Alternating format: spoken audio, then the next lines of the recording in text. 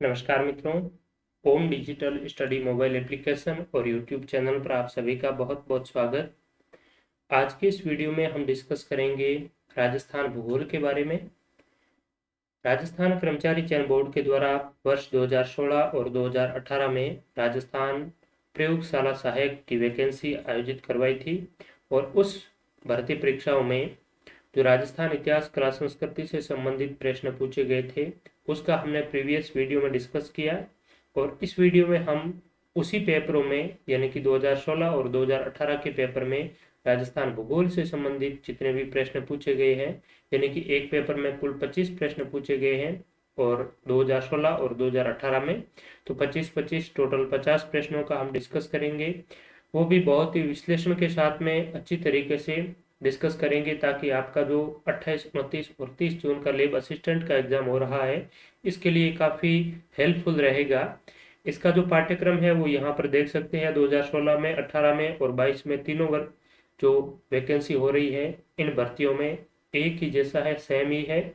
इसके अलावा राजस्थान की अन्य भी कॉम्पिटिटिव एग्जाम्स जैसे CET हो गया, वीडियो मेंस हो गया, रीट हो गया, इन भर्ती परीक्षाओं में भी राजस्थान ज्योग्राफी में यही चीज़ें है वो रहने वाली है। तो आप अन्य किसी प्रतियोगी परीक्षा की तैयारी कर रहे हैं तो भी आप इस वीडियो को देख सकते हैं, आपके लिए भी उतना ही महत्वपूर्ण है जितना कि प्रयोगशाला सहायक अभ्यर्थियों के लिए। तो चलिए प्रश्नों का डिस्कस करते हैं। यह प्रयोगशाला सहायक 2016 का पेपर है। इसमें राजस्थान इतिहास कला संस्कृति से संबंधित प्रश्नों का हमने डिस्कस किया और अभी हम डिस्कस करेंगे राजस्थान भूगोल के। ठीक है, तो पहला जो प्रश्न है, क्षेत्रफल में राजस्थान का जैसलमेर जिला धौलपुर जिले से कितना बड़ा है? तो इसमें राजस्थान की स्थिति और विस्तार से संबंधित ये प्रश्न है। आपसे पूछा गया है कि राजस्थान का सबसे बड़ा जिला कौन सा है? जैसलमेर। और सबसे छोटा जिला है धौलपुर। तो ये जैसलमेर जिला है, ये धौलपुर से कितना गुना बड़ा है? तो इसका राइट आंसर क्या हो जाएगा? ऑप्शन 3, 12.66 गुना। यानी कि जैसलमेर का आपको एरिया ध्यान रखना है, कितना है? 38,401 वर्ग किलोमीटर और धौलपुर का है 3,034 वर्ग किलोमीटर। ठीक है, तो ये जैसलमेर धौलपुर से 12.66 गुना बड़ा है। बहुत ही अच्छा स्टैंडर्ड लेवल का सवाल है। आप यहाँ पर भी कंफ्यूज हो रहे होंगे, 11.22 गुना। तो जैसलमेर का जो टोटल एरिया है, ये राजस्थान का जो क्षेत्रफल है 34,2239 वर्ग किलोमीटर, 3,42,439 वर्ग किलोमीटर। राजस्थान के टोटल एरिया का 11.22% है वो जैसलमेर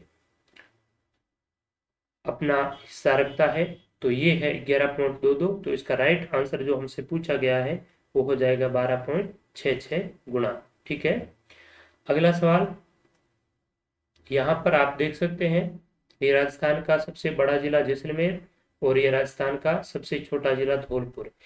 इस प्रश्न पर डिस्कस करें इससे इसके साथ साथ मैं आपको कुछ और भी चीजें बता देता हूं ताकि आपकी इस परीक्षा की दृष्टि से एक बार रिवीजन हो जाए, महत्वपूर्ण रहे। राजस्थान का जो आकार है वो विषम कोणीय चतुर्भुज के समान है, पतंगाकार हम कह सकते हैं।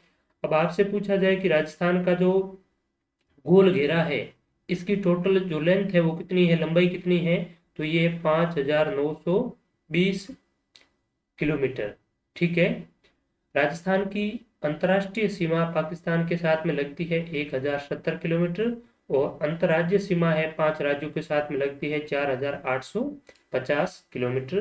तो ये आपको अच्छी तरीके से ध्यान में रखना है।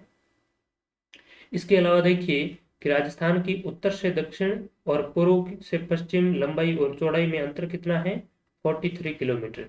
ये भी आपको ध्यान में रखना है। ठीक है, और इसके अलावा उत्तर से दक्षिण की लंबाई है 826 किलोमीटर, पूर्व से पश्चिम की लंबाई है 869 किलोमीटर। ठीक है, इसके अलावा राजस्थान का जैसलमेर जिला है वो सबसे ज्यादा सीमा बनाता है पाकिस्तान के साथ में 464 किलोमीटर। बीकानेर है वो सबसे कम सीमा बनाता है 168 किलोमीटर।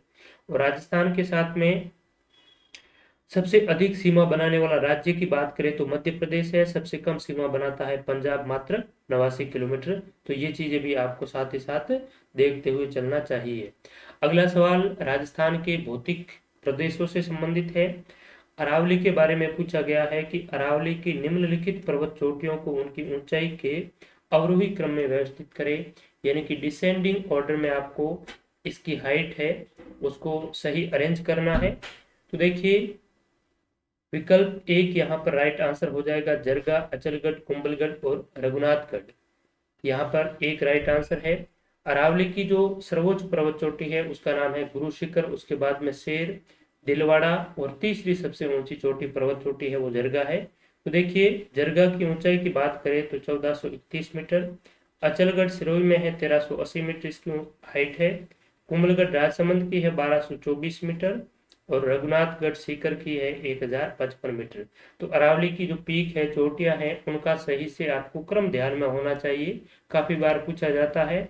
विशेष तौर पर शुरुआती जो पर्वत चोटियां हैं वो ध्यान में होनी चाहिए। इसके अलावा जो जालोर के भाकर है, पहाड़ियां हैं, रोजा भाकर, इसराना भाकर, जारोला पहाड़, ये भी आपको अच्छी तरीके से ध्यान में होना चाहिए। इसकी हाइट वगैरह क्या है, काफी बार ज्यादा रिपीटेड क्वेश्चन है। इसके अलावा ये जो रघुनाथगढ़ है ये आपकी उत्तरी अरावली, नॉर्थ अरावली का सर्वोच्च पीक है, सर्वोच्च पर्वत शिखर है 1055 मीटर। मध्य अरावली का सर्वोच्च पर्वत शिखर पूछा जाए तो मोराजी है, और दक्षिण अरावली या संपूर्ण राजस्थान का सर्वोच्च पर्वत शिखर पूछे तो आपका गुरु शिखर है, जिसकी ऊंचाई 1722 मीटर है। कर्नल जेम्स टोड ने इसे संतों का शिखर कहा था। नेक्स्ट सवाल राजस्थान के देशांतरीय और अक्षांश से विस्तार से संबंधित है कि कौन सा राजस्थान का देशांतरीय और अक्षांशीय विस्तार को सही रूप से दर्शाता है। तो देखिए 23 डिग्री 3 मिनट से 30 डिग्री 12 मिनट उत्तर से 69 डिग्री 30 मिनट से 78 डिग्री 17 मिनट पूर्व, यानी कि इसका राइट आंसर विकल्प नंबर बी हो जाएगा। अक्षांशीय दृष्टि से भारत और राजस्थान दोनों ही विश्व के जो उत्तरी गोलार्ध है पृथ्वी के उस उत्तरी गोलार्ध में और देशांतरीय दृष्टि से पूर्वी गोलार्ध में अवस्थित है। यानी कि आपसे पूछा जाए कि उत्तर से उत्तर अक्षांशीय स्थिति और देशांतर है वो पूर्व से पूर्व है, ठीक है। तो 23 डिग्री 3 मिनट से 30 डिग्री 12 मिनट उत्तर से 69 डिग्री 30 मिनट से 78 डिग्री 17 मिनट पूर्वी देशांतरीय, ये आपका देशांतरीय विस्तार हो गया, ये आपका अक्षांशीय विस्तार हो गया, ठीक है। तो यहाँ पर आपसे एक बात ये भी ध्यान में रखना है कि राजस्थान का सबसे दक्षिण गांव है बोरकुंड, ये कौन से अक्षांश पर स्थित है, तो ये आपका 23 डिग्री 3 मिनट उत्तरी अक्षांश पर स्थित है। राजस्थान का सबसे उत्तरी जो गांव है वो कोणा गांव है श्री गंगानगर का, ये 30 डिग्री 12 मिनट उत्तरी अक्षांश पर स्थित है। राजस्थान का पश्चिमी जो गांव है वो जैसलमेर का कटरा गांव है, 69 डिग्री 30 मिनट पूर्वी देशांतर, और पूर्वी जो गांव है राजस्थान का सिलान गांव धौलपुर का है, ये आपका 78 डिग्री 17 मिनट पूर्वी देशांतर पर अवस्थित है। तो ये चीजें भी आपको अच्छे से ध्यान होना चाहिए। नेक्स्ट प्रश्न है, संरचनात्मक दृष्टि से राजस्थान के भौतिक स्वरूप भारत के निम्नलिखित में से किन उच्चावचीय प्रदेशों का हिस्सा है। तो संरचनात्मक दृष्टि से स्ट्रक्चरली जो राजस्थान का फिजिकली फीचर है वो भारत के कौन से रिलीफ से मैच करता है, ठीक है। तो देखिए यहाँ पर उत्तरी वृहत मैदान और प्रायद्वीपीय पठार जो विकल्प एक दिया हुआ है यही बहुत ही सही आंसर है इसका। यानी कि राजस्थान का कुछ एक जो भाग, यानी कि बात करें पश्चिमी राजस्थान मरुस्थलीय प्रदेश, इसके अलावा राजस्थान का उत्तर पूर्वी जो भाग है बनास बेसिन का, तो ये जो चंबल और बनास बेसिन वाला ये जो पार्ट है ये उत्तरी वृहत मैदान का हिस्सा माना जाता है संरचनात्मक दृष्टि से। यानी कि जिस प्रकार से संरचना आपके भारत के उत्तरी वृहत मैदान की है ठीक उसी प्रकार से संरचना आपकी थार के पश्चिमी मरुस्थल और उत्तर पूर्वी राजस्थान के मैदान की है। इसके अलावा राजस्थान में बात करें तो प्रायद्वीपीय जो पठार है इसके समान ही राजस्थान का जो हाड़ौती का पठार है दक्षिण पूर्वी पठारी प्रदेश है वो संरचनात्मक दृष्टि से प्रायद्वीपीय पठार के जैसा ही है। तो यहाँ पर राइट आंसर हो जाएगा उत्तरी वृहत मैदान और प्रायद्वीपीय पठार। राइट आंसर एक है northern great plains and peninsular plateau. Next है, कौन सा पठार अरावली पर्वत से संबंध नहीं है।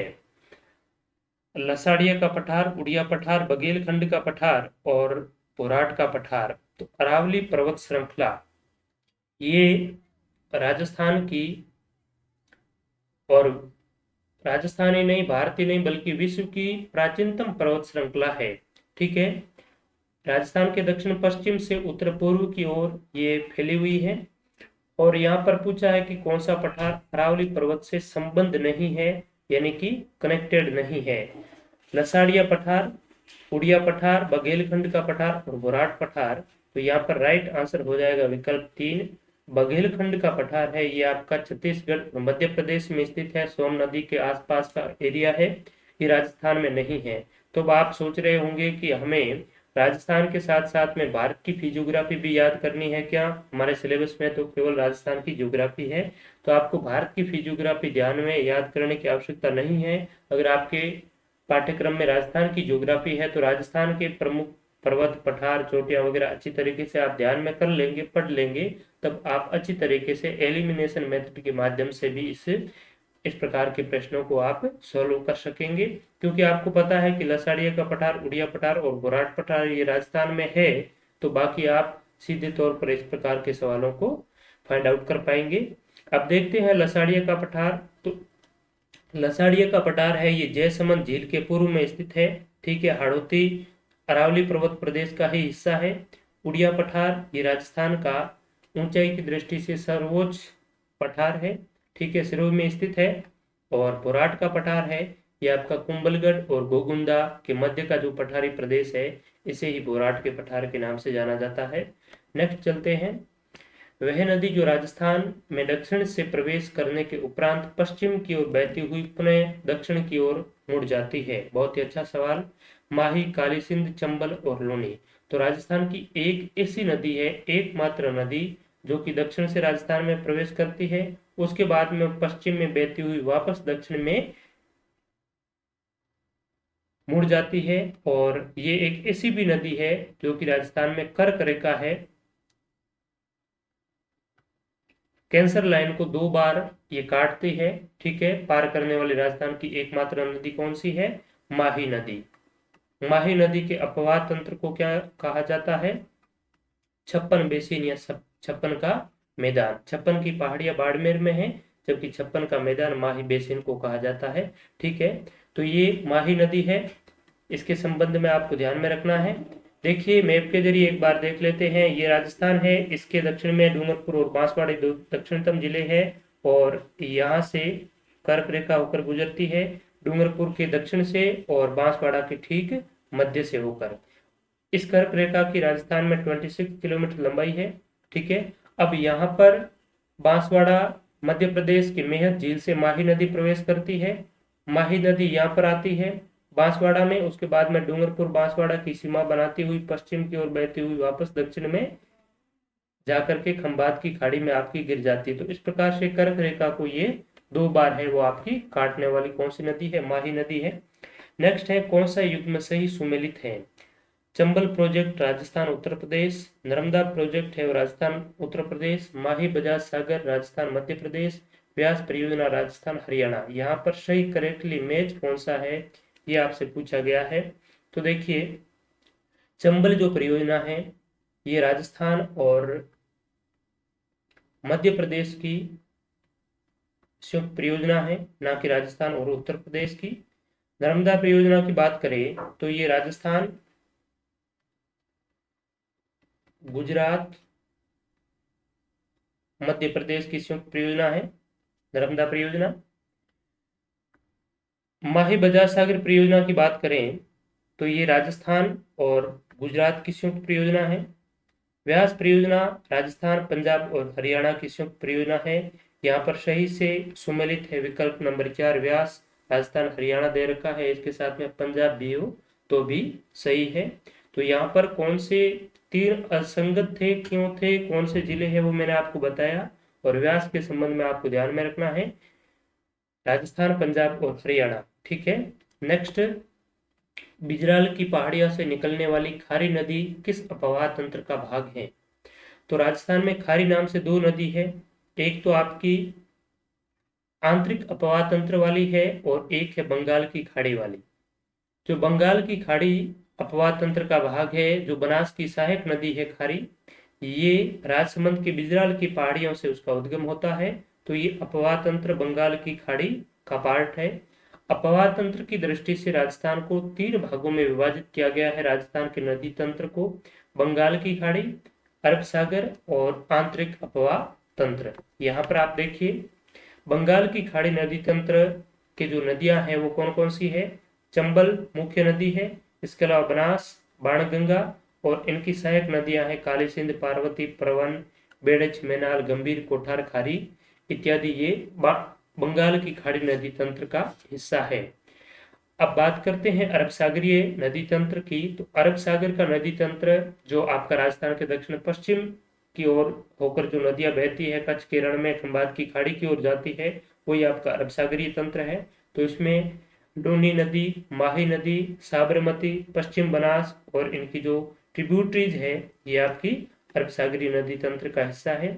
अब शेष जो नदियां रह गई वो आंतरिक अपवाह वाली नदियां, यानी कि ऐसी नदियां जिसका जल किसी सागर या समुद्र में जाकर नहीं गिरता है, अपितु किसी छोटे तालाबों, जलाशयों, झीलों में या फिर नदी आगे आगे जाकर के किसी मरुस्थल में या मैदान में जाकर के विलीन हो जाती है। तो ऐसी नदियों को हम आंतरिक अपवाह तंत्र वाली नदियां, इनलैंड ड्रेनेज सिस्टम वाली नदियां कहेंगे। तो ऐसी नदी काफी बार सवाल पूछे जाते हैं एग्जाम्स में। घग्गर नदी, काकनी, कांतली, साबी, रूपारेल, मेंढा, रूपनगढ़, खारी, खंडेला, ये राजस्थान की आंतरिक अपवाह तंत्र की नदियां हैं।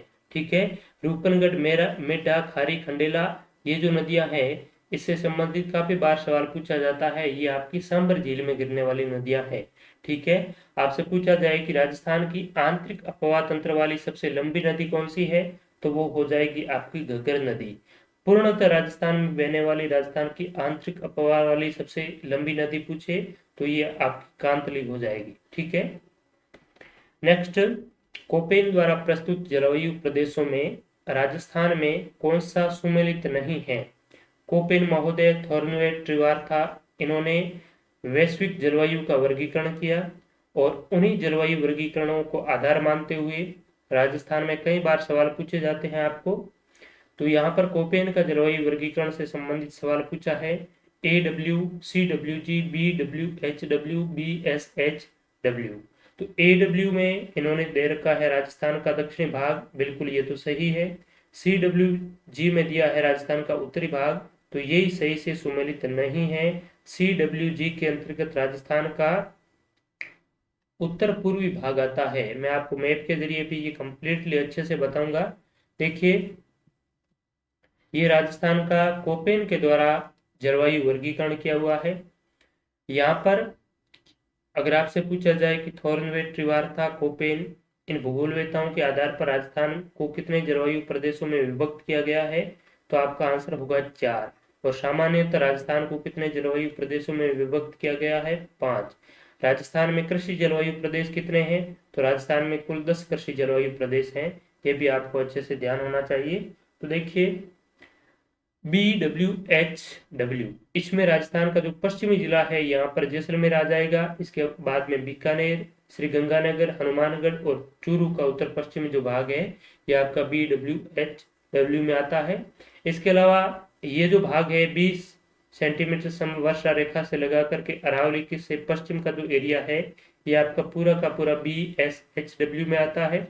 CWG के अंतर्गत वहां पर जो विकल्प में उत्तरी राजस्थान दे रखा था वो गलत था, क्योंकि CWG के अंतर्गत राजस्थान का उत्तर पूर्वी जो एरिया है ये आता है और राजस्थान का दक्षिणतम जो भाग है वो AW के अंतर्गत आता है।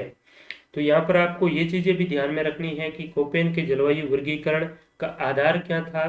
कोपेन के जलवायु वर्गीकरण के आधार पर राजस्थान का सबसे बड़ा भौतिक प्रदेश कौन सा है, सबसे छोटा कौन सा है, सबसे अधिक वर्षा प्राप्त करने वाला कौन सा है। तो एक एक सवाल को करके हम देखते हैं। आपसे सवाल पूछा जाए कि कोपेन के जलवायु वर्गीकरण के आधार पर बताएं कि राजस्थान का सबसे ज्यादा वर्षा प्राप्त करने वाला भौतिक प्रदेश कौन सा है, तो वो हो जाएगा AW। सबसे छोटा भौतिक प्रदेश कौन सा है, तो सबसे छोटा भी AW है। क्षेत्रफल की दृष्टि से सबसे बड़ा BSHW हो जाएगा।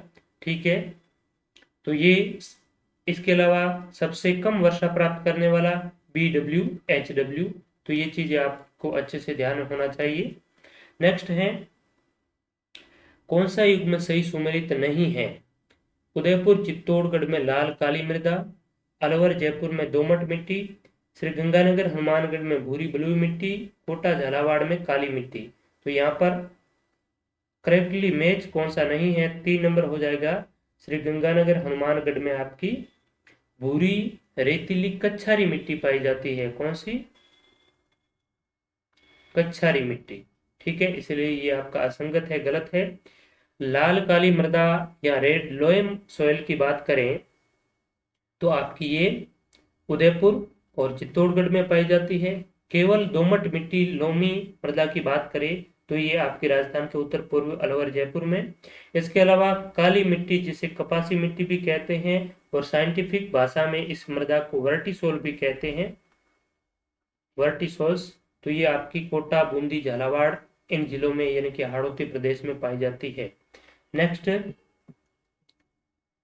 पश्चिमी राजस्थान में न्यून वर्षा के लिए उत्तरदायी मूल अंशदायी कारण क्या है? यानी कि वेस्टर्न राजस्थान में जो वर्षा है वो बहुत ही कम होती है।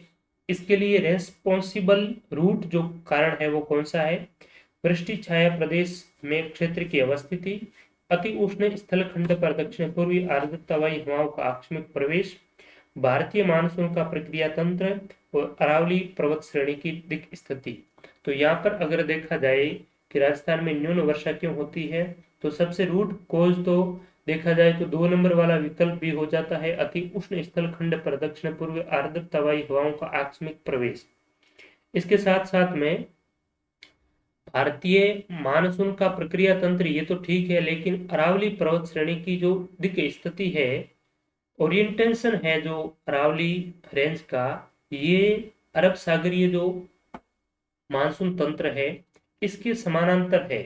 यानी कि राजस्थान में अरब सागर का जो मानसून है राजस्थान के दक्षिण पश्चिम से होकर प्रवेश करता है और इसी दिशा में अरावली पर्वत श्रृंखला भी है। और जैसे ही मानसून राजस्थान में प्रवेश करता है तो अरावली एक सहारा के रूप में इसे मिल जाती है और अरावली के सारा का सारा जो आपका मानसून है वो उत्तर पूर्व की ओर चला जाता है। ठीक है, तो इसलिए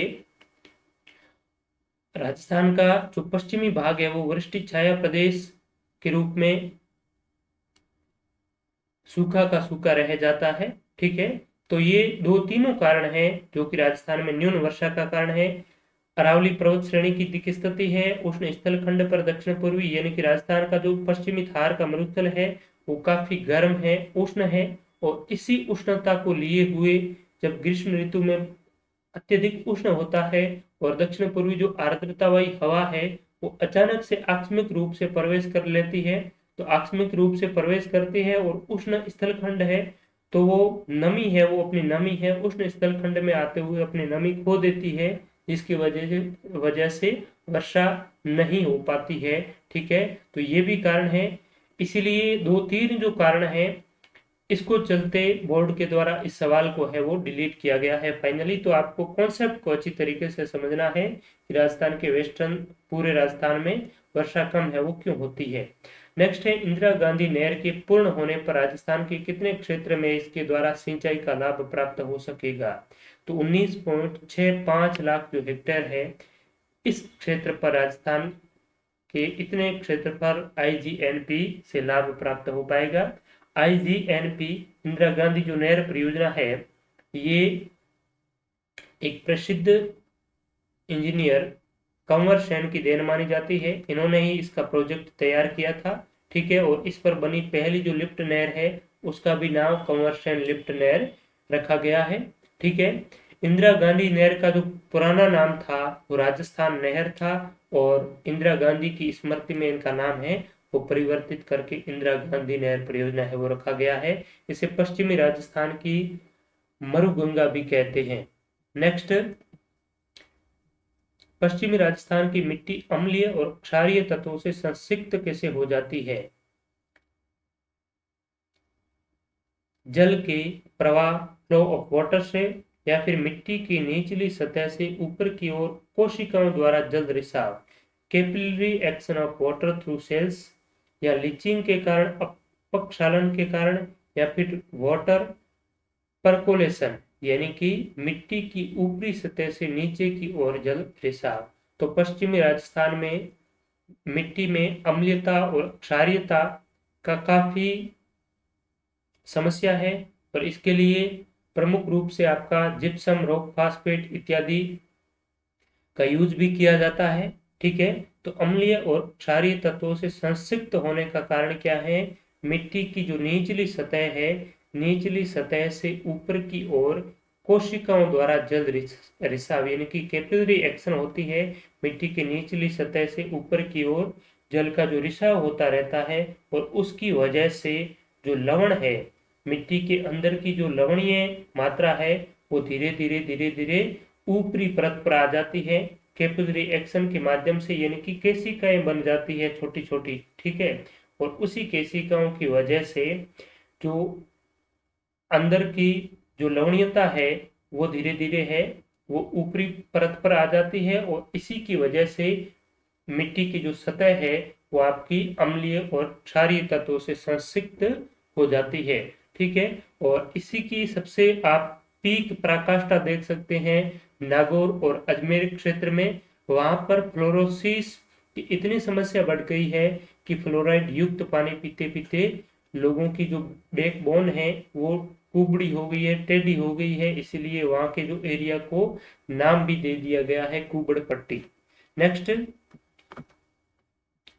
क्षेत्रफल के अवरोही क्रम में राजस्थान में वन प्रकार की कौन सी क्रमावली सही है?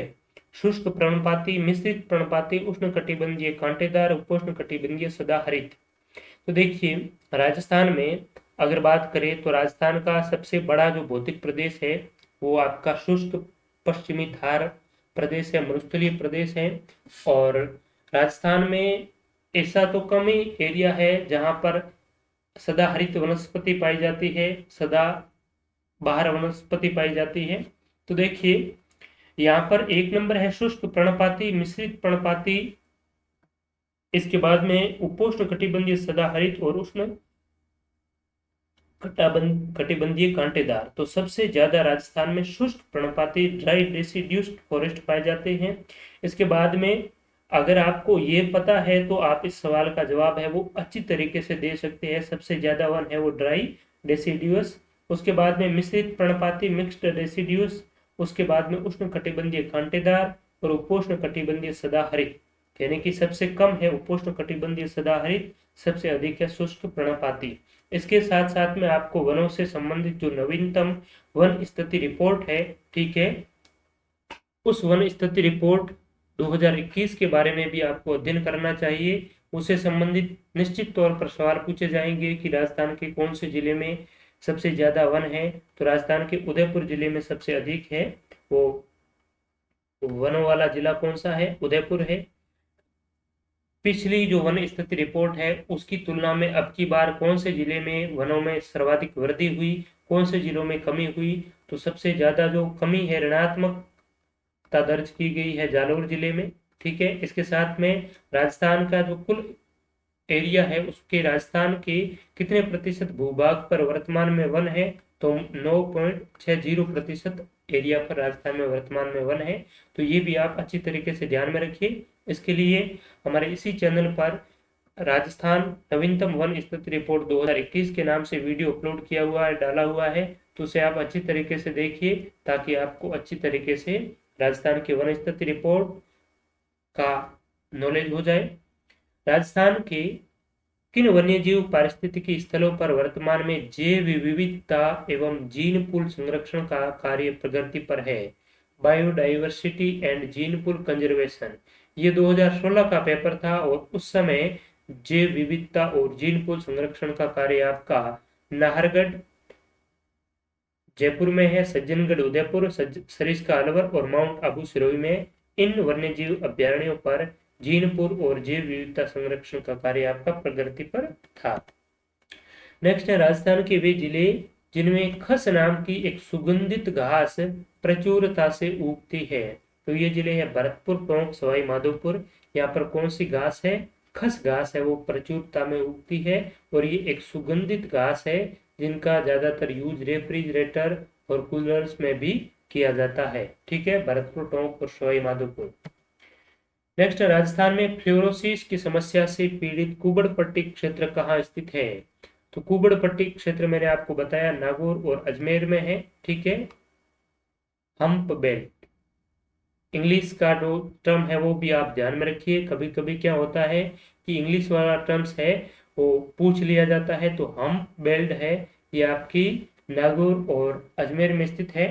नेक्स्ट, राजस्थान में मरुस्थलीकरण का मूल कारण क्या है? डेजर्टिफिकेशन पश्चिमी राजस्थान की एक प्रमुख समस्या है, मरुस्थलीकरण।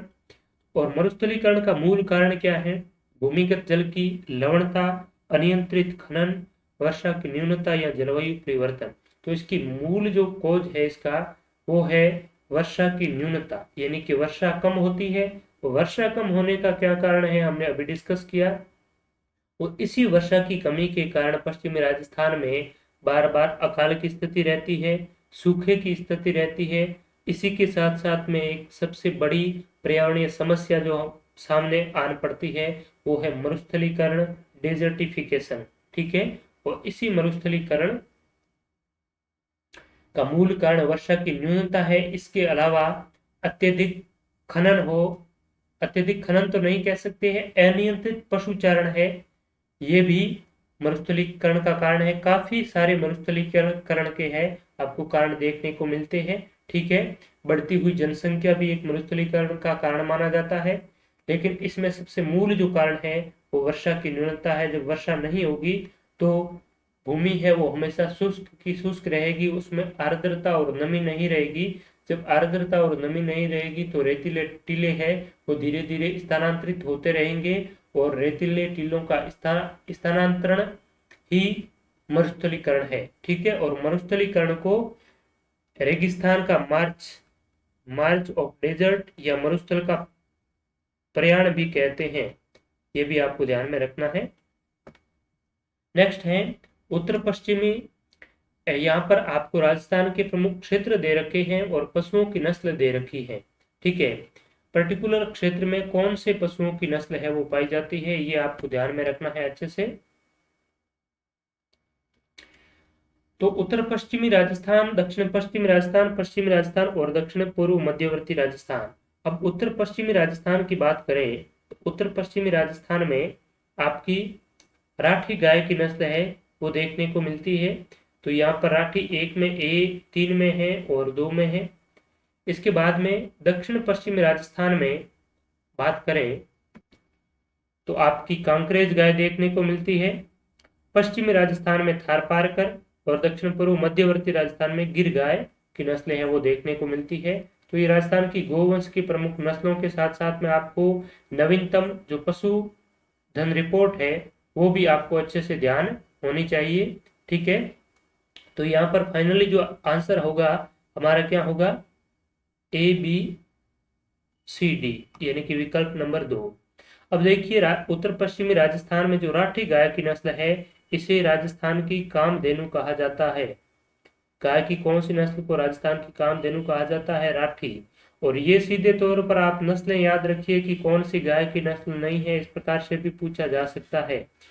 दक्षिण पश्चिम राजस्थान की कांकरेज नस्ल है, इसे सांचोरी गाय की नस्ल भी कहा जाता है। विश्व का सबसे बड़ा जो गौशाला है पथमेड़ा, यहाँ पर भी सबसे ज्यादा जो कांकरेज नस्ल की गाय देखने को मिलती है। पश्चिमी राजस्थान का थार पारकर, यानी कि थार पारकर पाकिस्तान का एक जिला भी है और इसी से सटा राजस्थान के जैसलमेर का जो भूभाग है वहां पर थार पारकर नस्ल की गाय मिलती है। और दक्षिण पूर्व मध्यवर्ती राजस्थान में गिर गायों की नस्ल है। ठीक है, गिर ये आपकी अजमेर के आसपास में मिलती है, इसे अजमेरा के नाम से भी जाना जाता है। इसके अलावा इसे रेंडिया या रेंडा भी कहा जाता है। तो रेंडा या अजमेरा कौन सी गाय की नस्ल है? गिर गाय की नस्ल है।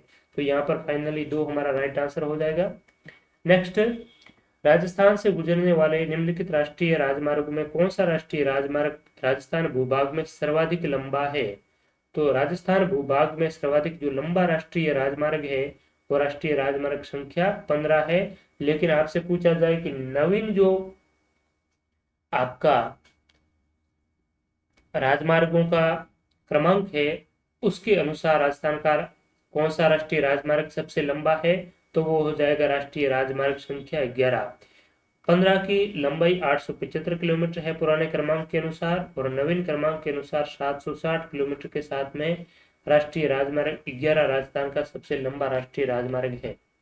इसके अलावा आपको ध्यान में रखना है कि राजस्थान में जो सड़कों की आर्थिक समीक्षा 2021-22 के अनुसार राजस्थान में सड़कों की लंबाई कितनी है, राष्ट्रीय राजमार्ग, स्टेट हाईवे, ग्रामीण सड़कें, इनकी अलग अलग आपको वर्तमान स्थिति के अनुसार लंबाई ध्यान में रखनी है।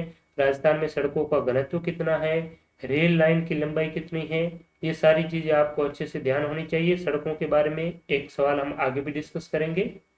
राजस्थान में अमेरिकन कपास का उत्पादन किन जिलों में होता है, कोटा, बूंदी, बारां, झालावाड़, अजमेर, सिरोही, राजसमंद, उदयपुर, चित्तौड़गढ़, बांसवाड़ा, हनुमानगढ़ और श्री गंगानगर।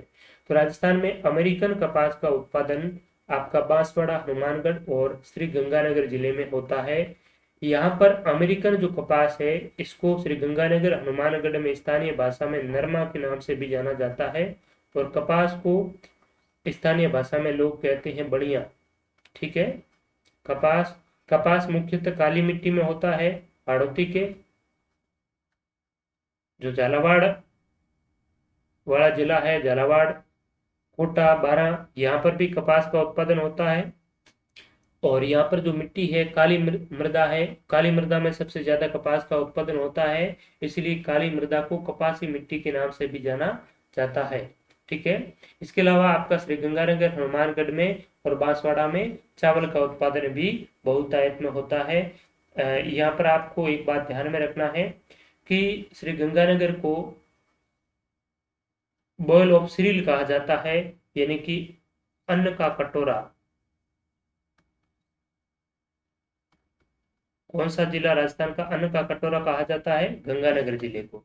वे खनिज जिनमें राजस्थान का देश में एकाधिपत्य है, यानी कि मोनोपोली है, कौन से मिनरल्स में, तांबड़ा, वोलिस्टोनाइट, ग्रेनाइट, संगमरमर, जेस्पार, तांबड़ा, फेल्सपार, जिप्सम, जेस्पार, पन्ना, तांबड़ा, वोलिस्टोनाइट।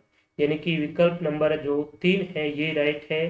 ये जो राजस्थान में खनिज है, इन खनिजों का पूरे राजस्थान का पूरे देश में एकाधिपत्य है। इसका मतलब है कि ये जो खनिज है भारत में केवल और केवल राजस्थान में ही उत्पादित होते हैं। 100% राजस्थान में इसका उत्पादन होता है।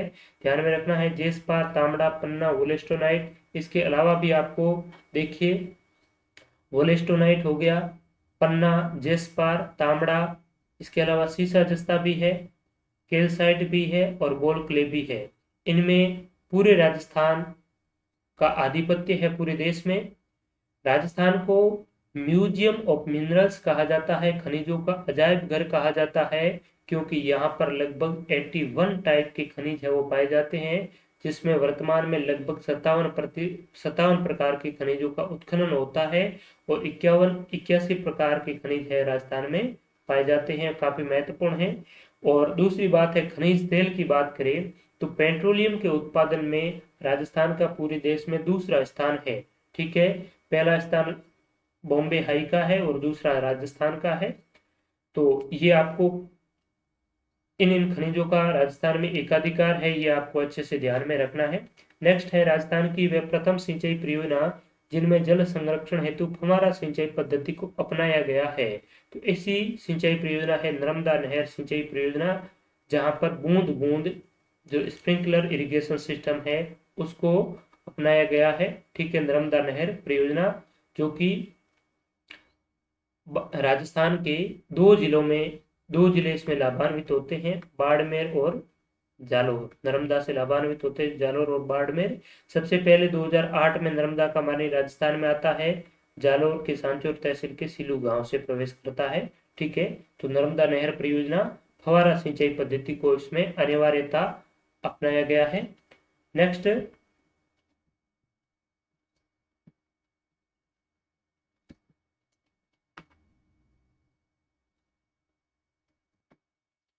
राजस्थान में प्रति 100 वर्ग किलोमीटर क्षेत्रफल पर सड़कों की लंबाई कितनी है, लेंथ ऑफ रोड्स। पर 100 स्क्वायर किलोमीटर्स इन राजस्थान। तो इस सवाल को डिलीट करना पड़ा फाइनली, क्योंकि इसमें से कोई भी जो विकल्प है वो सही से सड़कों की लंबाई यानी कि 100 वर्ग किलोमीटर क्षेत्रफल पर सड़कों की लंबाई का मतलब होता है कि राजस्थान में सड़कों का घनत्व कितना है, रोड डेंसिटी कितनी है। ठीक है, तो यहाँ पर देखिए राजस्थान में सड़कों की लंबाई भी देखते हैं, सड़कों का घनत्व भी देखते हैं नवीनतम 2022 की आर्थिक समीक्षा के लेटेस्ट डेटा के अकॉर्डिंग। तो देखिए 31 मार्च 2021 तक राज्य में सड़कों का जो घनत्व है वो कितना है, 79.76 किलोमीटर, 79.76 किलोमीटर है प्रति 100 वर्ग किलोमीटर पर राजस्थान में सड़कों का घनत्व है। ठीक है, ये अच्छी तरीके से आपको ध्यान में रखना है। अगर आपसे पुराना डेटा पूछ लिया जाए तो पुराने 2021 के आंकड़ों के अनुसार है वो 78.61 किलोमीटर है राजस्थान में सड़कों का घनत्व है। वर्तमान में अगर आपसे पूछा जाए कि जब देश आज़ाद हुआ उसके बाद में यानी कि 1949 में राजस्थान में सड़कों की जो लंबाई थी वो मात्र 13,500 किलोमीटर थी, और वर्तमान में राजस्थान में सड़कों की लंबाई है 31 मार्च 2021 तक 2,72,959.28 किलोमीटर, 2,72,959। और पहले कितनी थी 2020 में, मार्च 2020 में 2,69,028 किलोमीटर। ठीक है, तो 69 से अब कितनी बड़ी है, 2-3 किलोमीटर है, 2-3 हजार किलोमीटर है आपकी बड़ी है। ठीक है, 2,72,959, 2,69,028। तो अभी रिसेंटली जो पेपर हुए थे जेई के, तो उस जेई के पेपरों में भी आपकी पुरानी वाली ये पूछी थी, इसलिए मैंने आपको यहाँ पर गत वर्ष के डेटा भी इंक्लूड किए हैं, दोनों ही आप ध्यान में रखिए। ठीक है, और नेशनल स्तर के डेटा को देखा जाए तो राष्ट्रीय स्तर पर जो सड़क घनत्व है वो 161 किलोमीटर प्रति 100 वर्ग किलोमीटर है। नेक्स्ट और इस पेपर का अंतिम सवाल, राजस्थान का खनिज उत्पादन में योगदान के संबंध में कौन सा कथन असत्य है। राजस्थान भारत का 100% वोलेस्टोनाइट उत्पन्न करता है, बिल्कुल सही है, हमने पढ़ा पन्ना, तांबड़ा, वोलेस्टोनाइट, जेस्पार, ये जो खनिज है कैल्साइट, बोल क्ले, इसमें पूरे राजस्थान का देश में एकाधिपत्य है, तो 100% सही ही है। राजस्थान भारत का 96% फ्लोराइड मांडो की पाल, डूंगरपुर और कड़ा से फ्लोराइड उत्पादित होता है, तो ये राजस्थान का 96% करता है, ये भी सही है। राजस्थान भारत का 75% रॉक फास्फेट उत्पन्न करता है, राजस्थान भारत का 90% जेस्पर उत्पन्न करता है, तो ये इसमें असत्य है। अभी हमने पढ़ा कि राजस्थान जेस्पार, पन्ना, तांबड़ा, वोलेस्टोनाइट, बोल क्ले इनमें एकाधिपत्य रखता है, इसका मतलब है जेस्पार राजस्थान भारत का 100% जेस्पार उत्पन्न करता है, तो यहाँ 90 की बजाय 100% है वो आएगा। ठीक है, तो मित्रों ये था लैब असिस्टेंट 2016 का पेपर, जिसमें राजस्थान भूगोल से संबंधित 25 महत्वपूर्ण प्रश्न थे, उनका हमने डिस्कस किया। आई होप आपको जरूर इससे कुछ सीखने को मिला होगा, और बहुत से सवाल आपको आगामी परीक्षाओं में भी यहाँ से आपको देखने को मिलेंगे। जो हमने प्रश्न डिस्कस किए ये भी महत्वपूर्ण है, और इससे महत्वपूर्ण प्रश्नों के साथ साथ में मैंने और जो फैक्ट्स बताए हैं वो भी इन प्रश्नों से भी कहीं ज्यादा महत्वपूर्ण है, तो दोनों चीजों को आपको अच्छे से ध्यान में रखते हुए चलना है। ठीक है, तो आगामी हम जो पेपर है उसका डिस्कस करेंगे 2018 वाले लेबर असिस्टेंट के पेपर का। अब तक के लिए इतना ही, आप सभी का बहुत बहुत धन्यवाद। इस वीडियो के संबंध में अपनी प्रतिक्रिया सुझाव कमेंट बॉक्स में आप जरूर लिखें। Thank you so much to all.